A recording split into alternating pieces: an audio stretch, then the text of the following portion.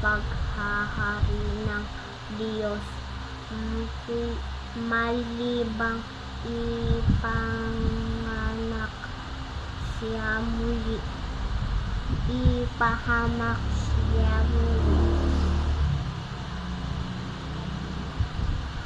Nagtanong si Nicodemo, paano maipapahamak na muli ang isang taong matanda na hindi naman siya pwede bumalik sa tiyan ng kaniyang ina upang ipanganak muli?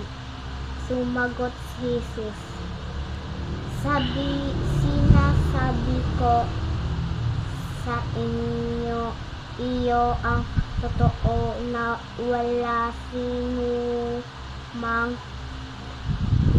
makakapasok sa kaharian ng Diyos halibang ipanganak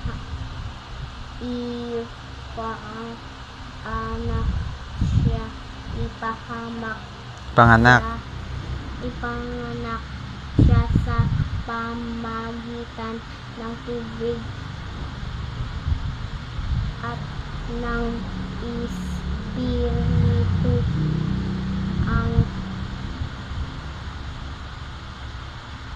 Ang ipinanganak ng tao ay sumusunod sa ugali ng tao.